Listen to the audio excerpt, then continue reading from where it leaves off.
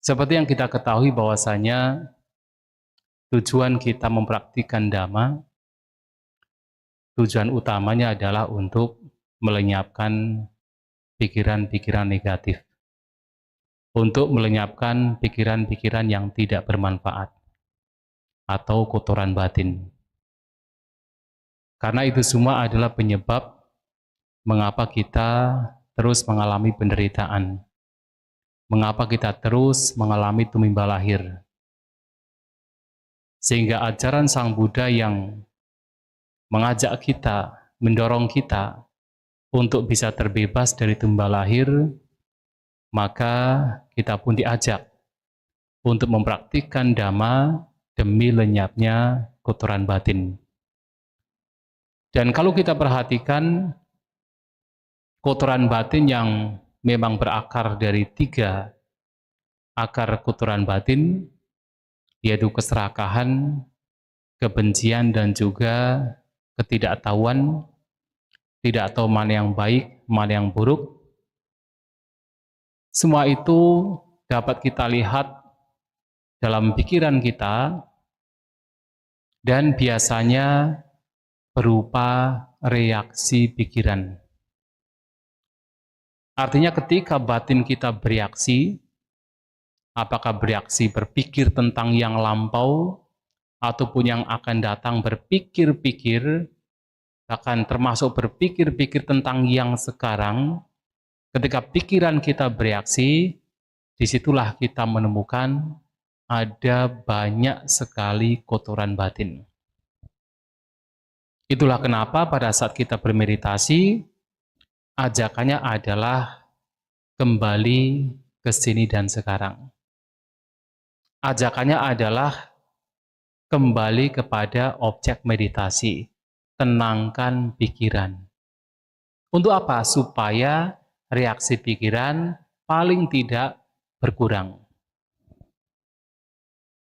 Dan bahkan mereka, para arahat yang dikatakan telah menghancurkan semua kotoran batin, atau dengan kata lain menghancurkan semua reaksi pikiran, mereka sering disebut sebagai yang memiliki kondisi batin siti buta, cooling down.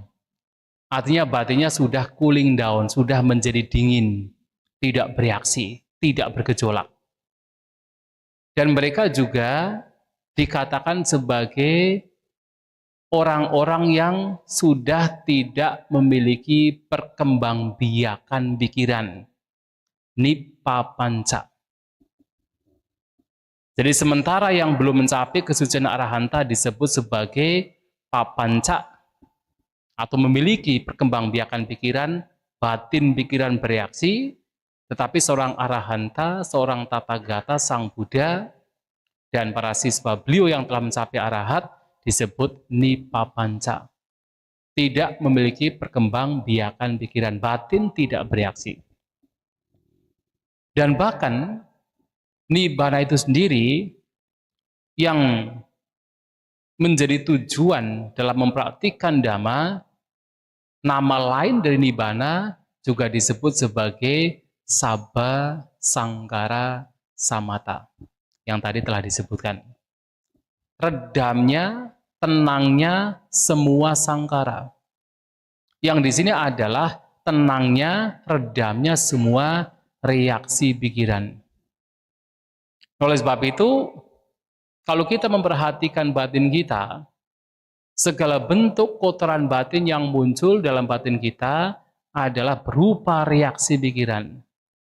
Jadi ketika batin kita bereaksi, pikiran kita itu bergejolak, disitulah berbagai macam kotoran batin sebenarnya ada. Apakah dalam bentuk keserakahan, beserta anak cucunya, karena keserakahan adalah induk, maka punya anak cucu. Apakah dalam bentuk kebencian dan korelasinya, atau dalam bentuk ketidaktahuan, kebodohan, pasti batin di situ bereaksi, bergejolak. Maka dalam kita mempraktikkan Dhamma adalah tujuannya bagaimana batin kita tidak bergejolak, pikiran kita tidak bergejolak. Kita mengupayakan untuk memotong reaksi-reaksi pikiran. Lantas bagaimana? Sang Buddha menyampaikan bahwasanya dalam reaksi pikiran ini ada banyak berbagai macam kotoran batin. Nah, itu disampaikan di dalam salah satu khutbah beliau, yang tidak lain adalah Madhu Pindika Sutta, khutbah di dalam Majjhima Nikaya. Kalau kemarin saya menyampaikan Samadhi Sutta dalam Majjhima Nikaya, ini pun juga dalam Majjhima Nikaya. Nah, dalam khutbah tersebut, bagaimana pikiran kita yang bereaksi, ditunjukkan di situ akan banyak berbagai macam kotoran batin. Nah, khutbah ini penting sekali untuk kita pahami. Sebenarnya khutbah ini dimulai dari sebuah kejadian. Pada waktu itu Sang Buddha dikatakan sedang tinggal di daerah Kapilawastu, tempat kelahiran beliau. Dan ketika habis berpindah patah, beliau bersantap dan memasuki sebuah hutan disebut Mahawana, yang itu tidak jauh dari tempat para biku tinggal yang dipersembahkan oleh masyarakat Kapilawastu, Nigrudharama. Memang kalau pada zaman Sang Buddha, biasanya ada wihara, belakangnya ada hutan. Wihara adalah tempat tinggalnya. Nah, kalau mau melakukan padhana, striving, meditasi intensif, masuk hutan. Sebagai contoh misalnya, di Cetawana, yang dibangun oleh Anathapindika, belakangnya ada hutan Andawana. Kemudian kalau kita pergi ke Veluwana, jadi kalau yang sudah pernah ke India, ke Veluwana, itu tidak jauh dari situ, ada namanya Gijakuta. Tidak jauh itu. Kalau zaman sekarang memang kita pakai mobil, pakai bis ya, 5 menit sampai. Tapi kalau zaman dulu mereka berjalan kaki, itu tidak jauh. Jadi ada Veluwana, ada Gijakuta sebagai hutannya. Nah, di sini ada Nigrudharama, ada Mahawana. Kenapa disebut Mahawana? Karena mungkin hutannya besar. Maha, besar. Wana adalah hutan. Kalau di Jawa, wana itu adalah ladang. Tetapi zaman dulu itu adalah hutan. Nah, ketika Sang Buddha habis bersantap masuk ke Mahawana, di situ beliau berada di sebuah pohon. Biasanya duduk bermeditasi. Dan pada waktu itu ada seorang suku Sakya juga, seperti Sang Buddha dari Kapilawastu, yang juga masuk ke hutan. Ia seorang berumah tangga bernama Dandapani. Kenapa disebut Dandapani? Karena dikatakan dia itu selalu memegang tongkat. Jadi danda itu artinya tongkat. Pani itu adalah tangan. Jadi tangannya memegang tongkat. Bukan karena dia sudah tua, bahkan dikatakan dia masih muda. Karena tongkatnya terbuat dari emas. Jadi ibaratnya untuk pamer-pamer kemana-mana bawa tongkat. Ini loh saya punya tongkat emas. Nah, datang pada Sang Buddha, bertemu dengan Sang Buddha dan biasa saling menyapa. Dan pada waktu itu Dandapani ini bertanya, apa sesungguhnya yang menjadi doktrin dari Sang Buddha yang dinyatakan oleh Sang Buddha? Ditanya demikian, Sang Buddha menjawab, saya menyatakan, saya mengajarkan ajaran di mana ketika seseorang mempraktikkan ajaran tersebut, ia tidak lagi berkonflik dengan siapapun di dunia. Baik dengan Mara, dengan Brahma, dengan Dewa, Pertapa, Brahmana, Raja dan rakyatnya, konflik tidak lagi ada pada orang tersebut ketika mempraktikkan apa yang diajarkan Sang Buddha. Dan saya mengajarkan Dhamma, mengajarkan ajaran di mana dengan praktek ajaran tersebut persepsi atau sanya tidak lagi mengobsesi seseorang. Nah, di sini ada istilah Brahmana yang adalah arahat. Seorang Brahmana yang sudah terbebas dari segala bentuk nafsu keinginan, terutama adalah indrawi.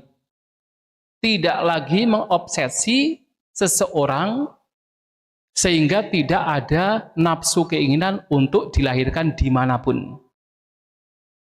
Nah, mendengar apa yang disampaikan Sang Buddha, Dandapani ini bukannya menjadi kagum, bukannya menjadi tertarik dengan ajaran Buddha, malahan dia tidak percaya.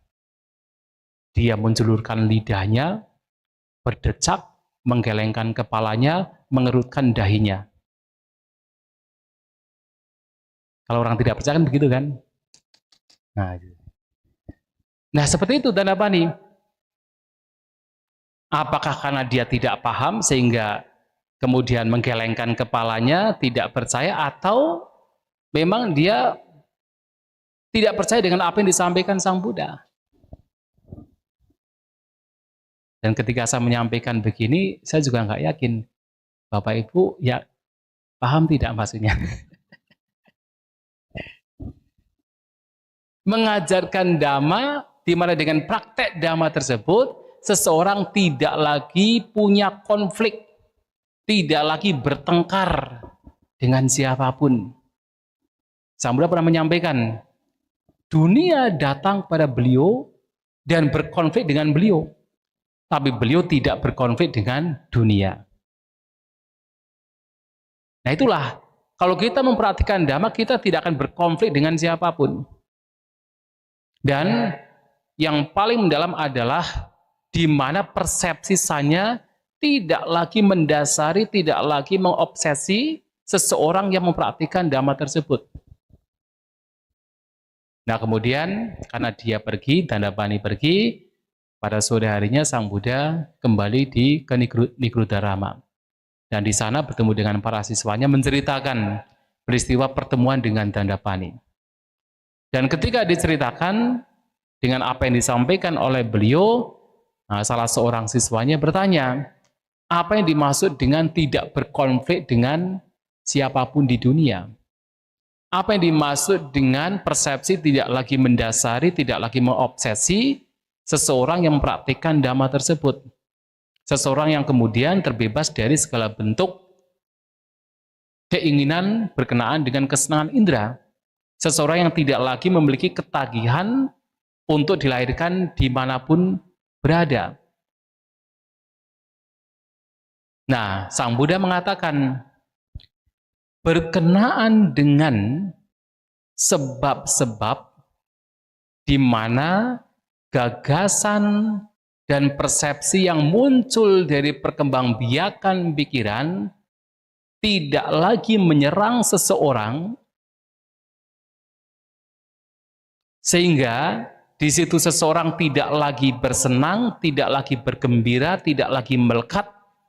Disitulah berbagai macam kotoran batin berupa kotoran batin yang halus, yang kemarin juga sudah saya sebutkan, yaitu raganusaya, kotoran batin yang halus berkenaan dengan nafsu ragawi, kotoran batin yang halus berkenaan dengan kebencian padiganusaya, berkenaan dengan keraguan-raguan wicikiccanusaya, berkenaan dengan mana atau pembandingan mananusaya, berkenaan dengan pandangan ditanusaya, dan berkenaan dengan awija, ketidaktahuan lenyap.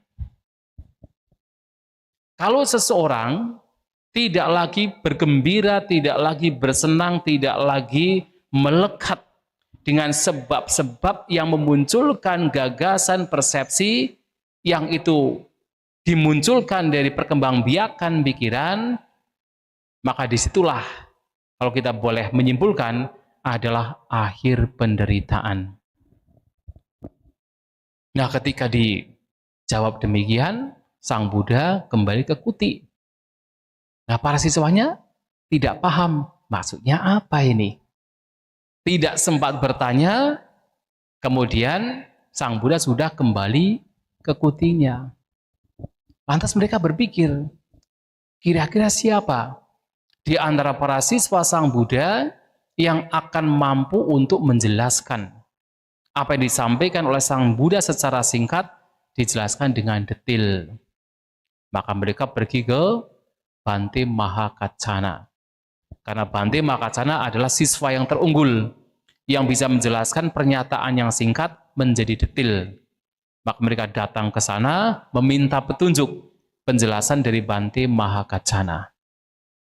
Awalnya Bhante Mahakaccana tidak mau, dengan alasan kenapa sudah bertemu dengan Sang Buddha yang menjadi sumber dhamma, tidak langsung ditanyakan, malahan tanya ke saya. Ibaratnya kalau ada seseorang yang ingin mencari hati kayu, sudah menemukan batang kayu besar, dalamnya ada hatinya, dilewati malahan mengambil cabang dengan daunnya. Nah, akan tetapi kemudian Bhante Mahakaccana tetap memberikan penjelasan. Nah, penjelasannya adalah berkenaan dengan proses pikiran.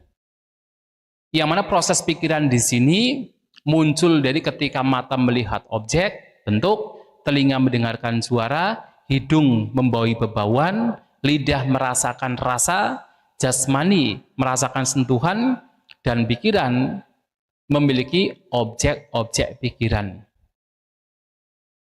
Nah, dari situ nanti akan memunculkan papanca atau perkembangbiakan pikiran, yang itu adalah reaksi pikiran. Yang tadi, sebab-sebab yang memunculkan papanca ini, jangan kita melekati, jangan kita bergembira, jangan kita bersenang ketika ada kelekatan di sana, ketika ada kegembiraan di sana, ketika ada kesenangan di sana, disitulah penderitaan muncul, disitulah konflik muncul, pertengkaran muncul. Maka bagaimana tidak melekatinya, tidak bergembira? Nah, pertanyaannya adalah, apa sebab-sebab yang memunculkan papanca sanya sangka, gagasan, persepsi yang muncul karena perkembangbiakan pikiran? Adalah satu contohnya ketika berbicara mata melihat bentuk. Apa yang terjadi? Cakun cak padi cak rupe cak upajati caku winyanang. Ketika ada mata dan bentuk, maka di situ akan muncul kesadaran mata. Pasti. Tinang sanggati paso, ketika ketiganya ini berkumpul, ada mata, ada bentuk, ada kesadaran mata, maka di situ akan muncul kontak, pasa. Pasa patsaya vedana. Dengan adanya kontak sebagai kondisi, maka muncul perasaan. Sampai di sini bisa memahami? Pelan-pelan ya. Lantas, yang vedeti tang sanjanati, apa yang seseorang rasakan, itu yang kemudian dia persepsikan, dia kenali. Kalau kita punya perasaan, kita merasakan sesuatu, maka kita akan mengenali sesuatu. Itu adalah sanya, persepsi. Nah, apa yang seseorang persepsikan, yang seseorang kenali, itu yang ia pikirkan. Yang sanjanati tang witaketi. Ketika ada sanya, persepsi, apa yang dikenali, itu yang kemudian menjadi bentuk pikiran. Witaka muncul. Nah, sekarang yang menjadi masalah adalah yang witaketi tang papacenti. Apa yang seseorang pikirkan, itu yang kemudian dia akan berpikir berulang-ulang, dikembangbiakkan. Jadi pikirannya berkembang biak. Dan mengasosiasikan, mengkorelasikan dengan pengalaman lampau yang akan datang dan sekarang. Ketika ada pikiran, kemudian pikirannya berkembang biak, kemudian dikorelasikan dengan pengalaman-pengalaman yang lampau, yang akan datang, yang sekarang, sehingga di situ akan menjadi ruwet. Dan itulah papanca, dan disitulah berbagai macam kotoran batin muncul. Maka yang harus diantisipasi sebelum akan muncul perkembangbiakan pikiran, yang di situ nanti akan ada konflik, ada pertengkaran, ada kotoran batin berbagai macam. Nah, penyebab-penyebab yang memunculkan papanca ini, perkembangbiakan pikiran ini atau reaksi pikiran ini, itu yang kita mengupayakan untuk tidak melekati. tidak bersenang di sana, tidak bergembira di sana. Kalau tidak melekati di sana, tidak akan sampai kepada papanca. Kalau tidak kemudian bergembira, bersenang di sana, maka tidak sampai pada papanca. Tidak sampai pikiran menjadi berkembang biak. Yang menjadikan pikiran kita berkembang biak, kenapa? Kita membiarkan pikiran kita itu melekat dengan sebab-sebab yang memunculkan papanca. Sebabnya apa? Tadi telah disampaikan. Ada mata, ada bentuk, ada kesadaran mata. Kemudian muncul kontak. Kemudian muncul perasaan, muncul persepsi, muncul pikiran. Ini adalah sebab-sebabnya. Dan kalau kita mulai melekat, bergembira, bersendang di sebab-sebab ini, nah disitulah perkembangbiakan pikiran akan muncul, dan di situ berbagai macam kotoran batin akan muncul. Reaksi pikiran akan muncul. Maka di dalam perkembangbiakan pikiran ini, atau papanca ini, dikatakan ada 3 hal yang biasanya muncul, yaitu apa? Tanha, mana, titik. Nafsu keinginan akan muncul di dalam perkembangbiakan pikiran. Pembandingan akan muncul, membanding-bandingkan saya dengan orang lain. Kemudian berbagai macam pandangan yang salah, yang tidak benar, itu akan muncul. Nafsu keinginan muncul, pembandingan muncul, berbagai macam pandangan salah itu muncul ketika papanca itu berada di sana. Dan itu semua adalah kotoran batin. Maka bagaimana sebab-sebab yang memunculkan papanca ini, kita harus mengupayakan untuk mengantisipasi, melihat, agar kita tidak melekat di sana. Lantas bagaimana? Latihan yang diberikan oleh Sang Buddha dalam khutbah-khutbah lain, tidak disampaikan dalam khutbah ini, adalah dengan kita senantiasa untuk merenungkan anicca, dukkha, dan anatta. Melihat bahwasanya apapun fenomena yang menjadi penyebab memunculkan perkembangbiakan pikiran ini, reaksi pikiran ini, dilihat sebagai tidak kekal. Mata tidak kekal, tidak bisa dipertahankan. Bentuk juga tidak bisa dipertahankan, tidak kekal. Kalau seseorang mampu melihat itu semua tidak kekal, menjadi kokoh, maka kelekatan juga akan semakin memudar. Mengapa kita melekat dengan bentuk? Mengapa kita itu bergembira dengan bentuk, melekat dengan bentuk? Karena kita melihat bentuk sebagai sesuatu yang ada indikasi, sebagai sesuatu yang kekal, yang bisa dipertahankan, yang bisa memberikan kebahagiaan. Maka kita melihat, melekat dengan bentuk, dan disitulah berbagai macam bentuk pikiran yang disebut papanca itu akan muncul dengan cepatnya. Demikian pula berkenaan dengan suara dan juga telinga. Lihat itu sebagai tidak kekal. Dan tentunya melihat itu sebagai tidak kekal, tidak hanya telinga dan juga suara, tapi semua 6 indera kita beserta objek-objeknya, melihat itu semua tidak kekal, maka juga akan melihat bahwa semua itu tidak patut untuk dilekati. Karena begitu kelekatan di sana muncul, pasti akan muncul penderitaan, muncul duka.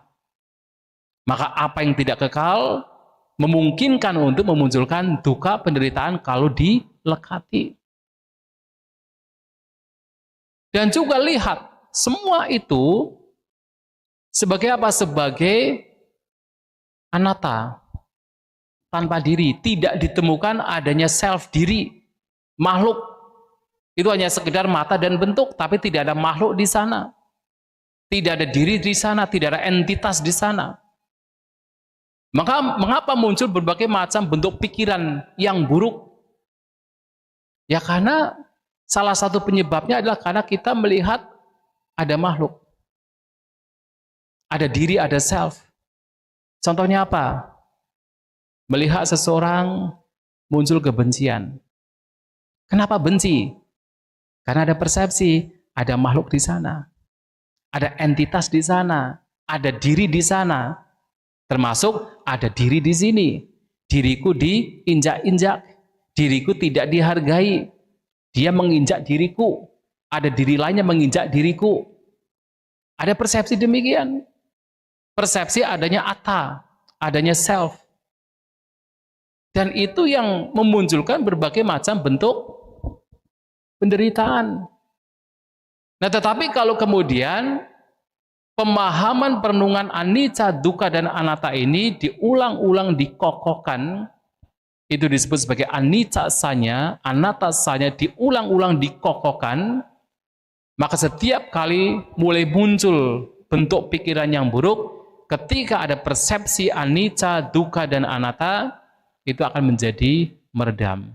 Yang tadinya bereaksi menjadi tidak bereaksi, menjadi tenang. Dan itulah kenapa Sang Buddha memberikan latihan kepada seorang pengembara bernama Bahya Darujiriya.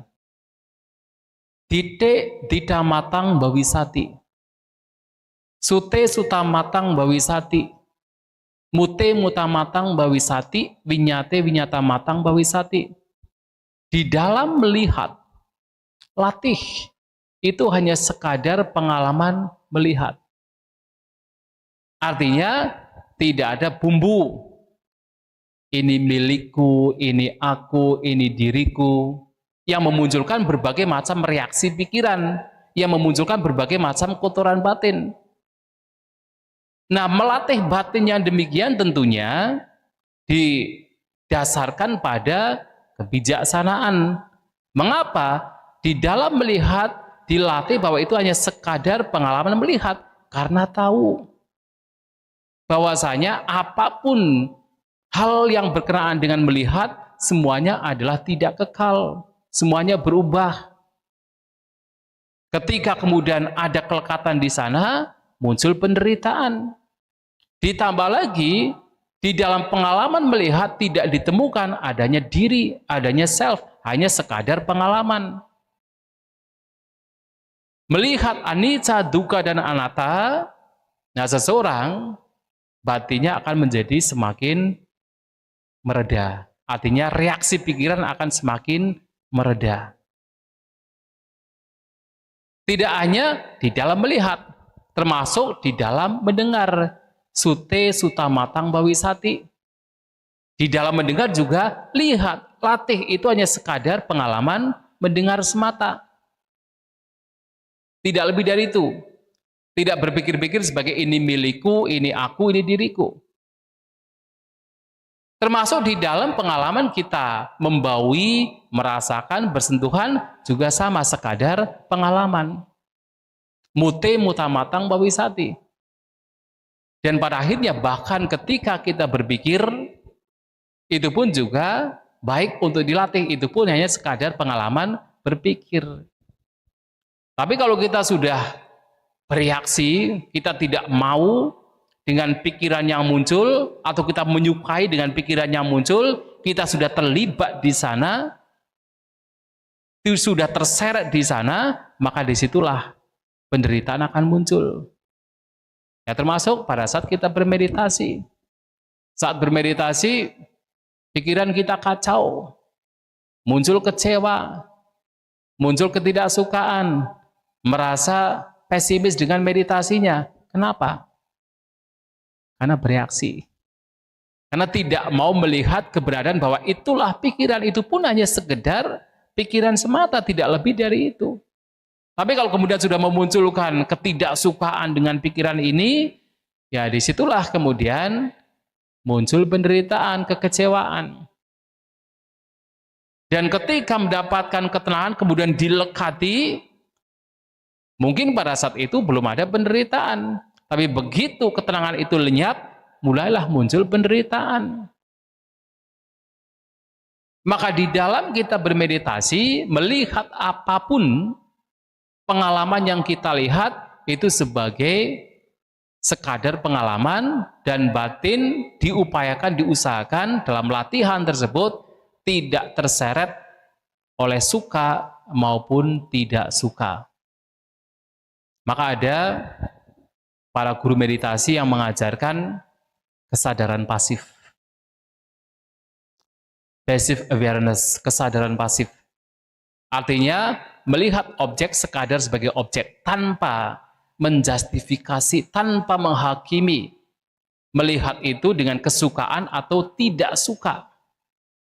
Kalau sudah ada suka dan tidak suka, disitulah reaksi batin muncul.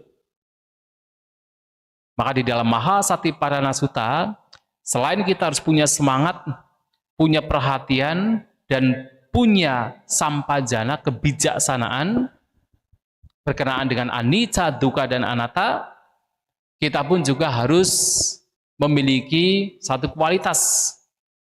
Vinaya loke abhijja domanasang. Meninggalkan abhijja domanasang di dunia atau di setiap pengalaman. Abhijja adalah keserakahan, domanasang adalah kebencian. Dengan kata yang sederhana, meninggalkan suka dan tidak suka terhadap apapun pengalaman yang muncul. Batin menjadi seimbang. Nah, itu latihannya. Saat kita melihat bentuk dengan mata, yang di situ tentu ada kesadaran mata, mendengar suara dengan telinga, membaui bebauan dengan hidung, merasakan dengan lidah, bersentuhan dengan tubuh, dan berpikir dengan pikiran. Kita membawa batin untuk tidak melekat di sana, sekedar menyadari, melihat itu sebagaimana adanya, yata butang pajanati, tetapi itu semua muncul dari kebijaksanaan. Melihat itu semua dari anicca, dukkha, dan anatta. Lantas, tidak hanya itu, tetapi juga ketika berbicara pasa, kontak. Kalau tadi kan baru kesadaran mata, telinga, dan seterusnya. Kontak juga sama, yang menjadi penyebab yang nantinya membawa kepada perkembangbiakan pikiran atau reaksi pikiran. Itu juga bagaimana kita tidak bergembira, tidak bersenang, dan tidak melekat di dalam apapun kontak, apapun sentuhan. Sentuhan tidak hanya jasmani. Sentuhan adalah mata melihat objek, di situ ada sentuhan. Telinga mendengar suara, ada sentuhan juga. Nah, kalau kita melihat bahwa semua keberadaan dari pengalaman kita berupa pasa, berupa sentuhan, sebagai juga anicca, dukkha, dan anatta yang tidak layak untuk dilekati, maka batin juga akan menjadi semakin tenang. Reaksi pikiran juga akan semakin memudar. Dan dalam hal ini, berbicara pasa juga tentu tidak hanya sekedar satu cara melihat anicca, dukkha, dan anatta. Termasuk yang kemarin saya sampaikan juga. Melihat itu melalui perenungan. Bahwa ternyata yang namanya pasa itu diibaratkan seperti seekor sapi yang dikuliti. Yang ketika sapi tersebut yang sudah dikuliti berada di lantai, semua binatang yang di lantai akan menyerbu dia. Ketika bersandar di tembok, semua binatang yang ada di tembok akan menyerbu dia. Ketika berada di air, semua binatang air juga akan menyerbu dia, menyerang dia. Artinya, apapun bentuk sentuhan pada hakikatnya adalah penderitaan, duka. Dan itu juga menjadi perenungan, supaya tidak melekat dengan pasa yang sedang sekarang terjadi, dan juga tidak mencari sentuhan-sentuhan yang lain. Karena melihat itu semua adalah bagian dari penderitaan. Nah, itu juga patut untuk kita renungkan supaya tidak membawa kepada papanca. Tapi tentu itu semua adalah latihan. Karena takutnya seperti kemarin, ini kok ajaran Buddha pesimis ya. Ya memang kalau kita melihat demikian, memang ajaran Buddha itu sangat berbeda. Sangat berbeda dari ajaran-ajaran yang ada pada waktu itu. Bahkan zaman sekarang pun juga berbeda sekali. Jadi kotoran batin yang dari yang paling kasar sampai yang paling halus itu juga harus dilihat. Sampai yang seperti itu yang secara umum di masyarakat itu bukan masalah, itu hal yang wajar, fenomena yang wajar, bukan sebagai masalah, tetapi di dalam dhamma itu pun juga menjadi penyebab berbagai macam kotoran batin dan pada akhirnya penderitaan. Dan kemudian tidak hanya pasa, kalau memang kemudian sudah terlanjur sampai kepada vedana atau perasaan, ya kita bisa merenungkan perasaan. Dalam hal ini tentunya dari awal sampai ini kita membutuhkan sati sampajanya. Harus ada perhatian untuk mengenali, waspada dengan diri kita, memperhatikan objek, kemudian juga memperhatikan kesadaran, memperhatikan sentuhan, termasuk adalah memperhatikan perasaan yang muncul. Yang mana perasaan di sini ketika muncul diperhatikan dan juga diimbangi dengan sampajanya, kebijaksanaan.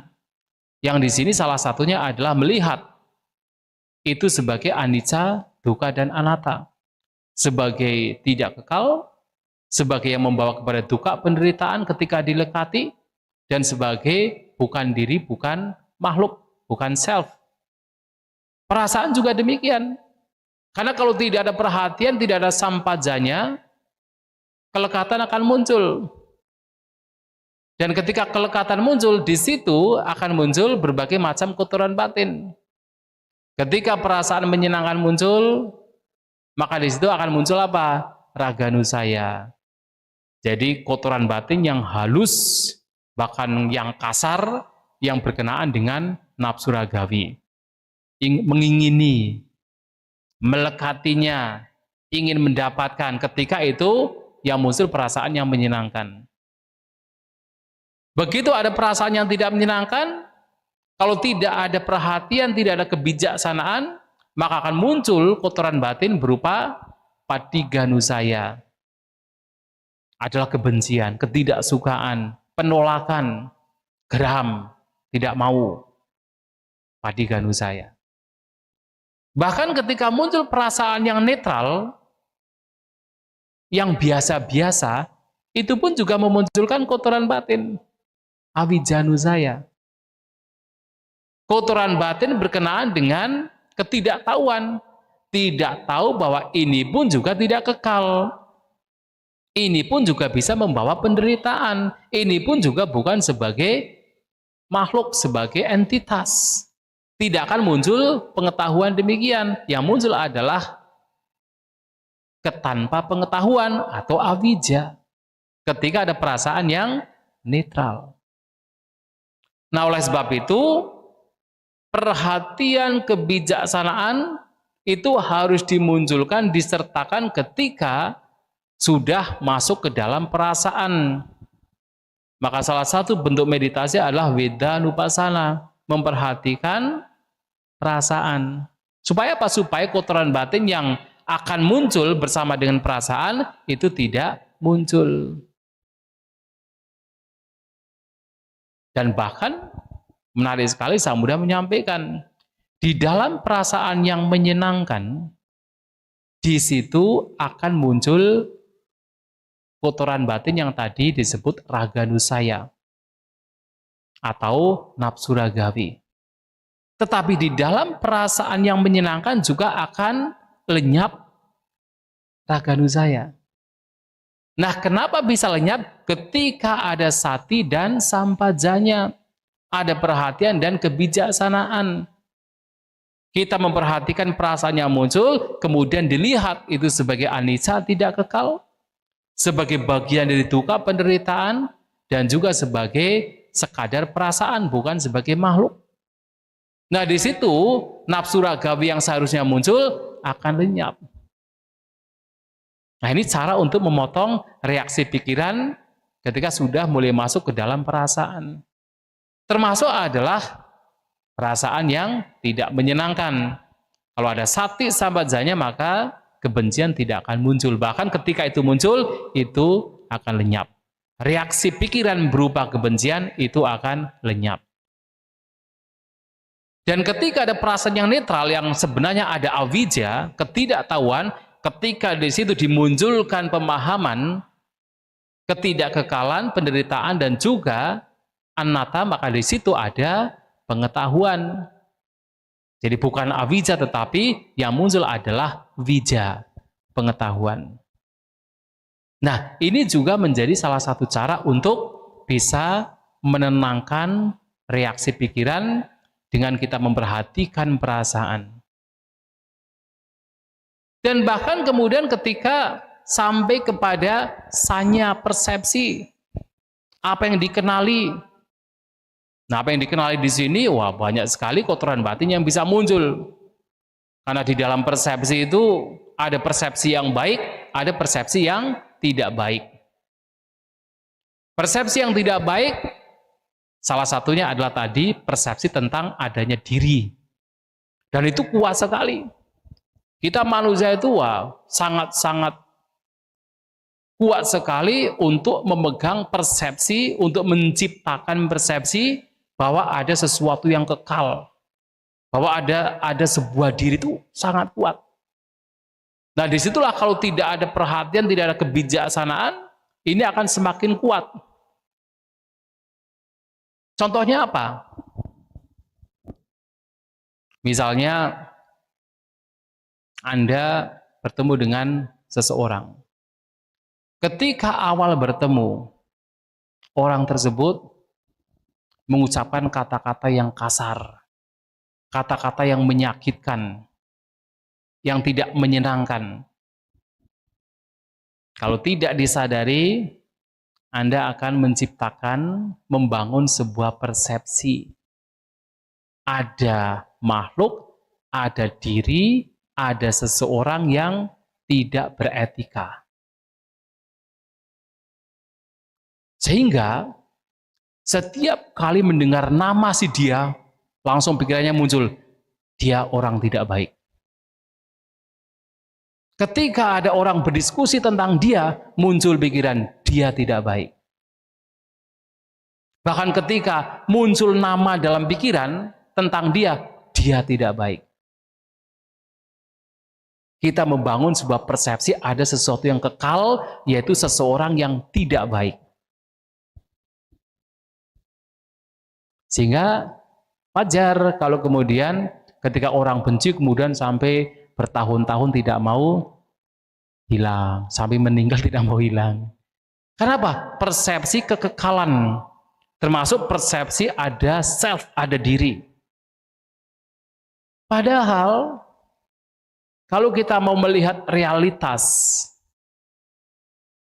orang yang kita anggap sebagai orang yang tidak baik, dari awal dia mengucapkan kata-kata kasar, dia itu sudah mengalami perubahan yang tidak terhitung. Betul tidak? Sudah mengalami perubahan yang tidak terhitung. Mungkin ketika kita berpikir, oh dia tidak baik, padahal dia sekarang sedang meditasi. Oh dia buruk, padahal dia sekarang sedang berdana. Tapi persepsi yang kita bangun, ada seseorang yang kekal, yang dikatakan sebagai tidak baik. Dan itulah yang kemudian memunculkan berbagai macam bentuk pikiran yang buruk. Nah, oleh sebab itu, untuk bisa memotong reaksi pikiran demikian, pikiran-pikiran buruk demikian, itulah kenapa kita membutuhkan perhatian dan kebijaksanaan. Kita melihat ke dalam batin kita, ketika persepsi itu muncul, kita lihat. Kemudian kita renungkan ketidakkekalan, anicca. Merenungkan bahwa tidak ada yang disebut sebagai makhluk, hanya sekedar fenomena yang terus mengalami perubahan. Sehingga apa? Persepsi demikian, lambat laun juga akan semakin kuat. Artinya persepsi yang baik, persepsi tentang anicca, tentang anatta akan semakin kuat, dan batin akan menjadi semakin tenang. Reaksi pikiran tidak akan berkembang. Nah, itu yang kita butuhkan. Nah, persepsi-persepsi yang buruk, yang sebenarnya itu adalah tidak kekal, dianggap kekal, yang sebenarnya adalah membawa duka, dianggap membawa kebahagiaan, yang sebenarnya adalah tanpa diri, dianggap sebagai diri, itu yang harus kita lenyapkan. Diganti dengan persepsi ketidakkekalan. Persepsi bahwa ada duka penderitaan. Dan persepsi bahwa yang ada adalah anatta, tanpa diri, tanpa self. Memang sulit, tetapi itulah yang diajarkan Sang Buddha. Kalau gampang semua orang sudah mencapai arahat. Tapi itulah, kita memahami demikian, itu sudah luar biasa sebenarnya. Karena memang sesuatu yang bahkan di dalam teori saja itu sulit. Apalagi di dalam kita membawa batin kita untuk mengarah kepada apa yang kita pahami, itu jauh lebih sulit. Tetapi ini sudah menjadi langkah bagi kita untuk mengenal Dhamma dengan lebih baik. Nasanya. Kemudian Pitaka juga sama. Ketika muncul pikiran, apakah pikiran senang, tidak senang, pikiran yang netral, itu juga dilihat sebagai apa? Anicca, dukkha, dan anatta. Nah, Sang Buddha memberikan sebuah penjelasan di dalam Indriya Bhavana Sutta. Ketika mata melihat objek, nah biasanya akan muncul 3 jenis pikiran. Manapang, amanapang, manapa-manapang. Pikiran senang, tidak senang, dan pikiran yang netral. Yang itu tentu muncul dari perasaan senang, tidak senang, dan juga netral.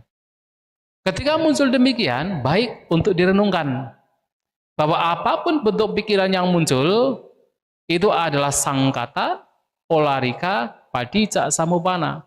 Sifatnya berkondisi, sifatnya kasar, dan kemunculannya bersebab. Yang kalau kita lihat ke dalam lagi adalah untuk melihat bahwa apapun bentuk pikiran yang muncul itu adalah tidak kekal, itu adalah dukkha, itu adalah anatta. Nah, merenungkan demikian, maka akan muncul pengalaman yang lain. Etang santang, etang panitang, yadidang upeka. Ini mendamaikan, ini luhur, yang tidak lain adalah upeka, batin menjadi seimbang. Artinya tidak bereaksi. Ketika melihat bentuk-bentuk pikiran ini sebagai anicca, dukkha, dan anatta, batin menjadi seimbang, batin tidak bereaksi. Nah, ini juga apa yang disampaikan oleh Sang Buddha. Lantas bagaimana kalau sudah terlanjur menjadi papanca, batin sudah berkembang biak? Bahkan ketika batin sudah berkembang biak sekalipun, sudah bereaksi sekalipun, ketika kita hidup berkesadaran, kita memunculkan perhatian, dan di sana disertakan kebijaksanaan, itu pun juga akan menjadi redam, menjadi tenang. Tetapi walaupun sudah tenang, sudah redam, nanti akan muncul lagi. Sampai hanya ketika orang telah terbebaskan dari segala bentuk kotoran batin, memang batinnya sudah tidak bereaksi lagi. Sabha sangkara samata. Sudah tidak berkembang biak menjadi nippapanca, dan itu adalah seorang arahanta. Akan tetapi dalam proses semua itu juga menjadi sebuah latihan bagi kita, latihan bagaimana membawa batin menjadi tenang. Apapun caranya, bagaimana batin menjadi tenang, tentunya cara-cara yang telah dianjurkan oleh Sang Buddha. Memunculkan perhatian, memunculkan kebijaksanaan, mengupayakan dengan semangat yang nanti membawa kepada batin yang lebih seimbang, lebih damai, lebih tenang, dan batin yang tidak bereaktif. Kemudian baru beberapa saat bereaksi lagi, nggak apa-apa, latih lagi untuk menjadi tenang. Dan itulah dalam praktek vipassana juga demikian. Artinya hidup berkesadaran, memperhatikan objek sebagaimana adanya, tidak memunculkan suka dan tidak suka, batin menjadi tenang, seimbang. Baru beberapa detik, bereaksi lagi, nggak apa-apa, diseimbangkan lagi. Baru beberapa detik, bereaksi lagi, tidak apa-apa, diseimbangkan lagi. Sampai batin kita akan cenderung untuk lebih tenang. cenderung untuk tidak bereaktif. Nah, itu semua dapat terjadi dengan latihan kita memunculkan sati sampajanya, perhatian dan hidup dengan kebijaksanaan. Jadi sati adalah sama sati perhatian, sampajana adalah sama didi, dan juga adalah panya kebijaksanaan. Dan itu dua-duanya ini harus dimunculkan, dan tentunya seperti yang kemarin saya sampaikan, harus juga dimunculkan daya upaya benar.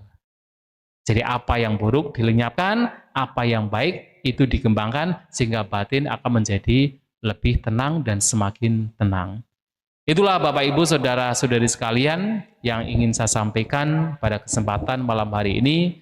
Semoga bisa dipahami, semoga kita semua maju di dalam Dhamma, Sabisata Bhawantu Sukitata.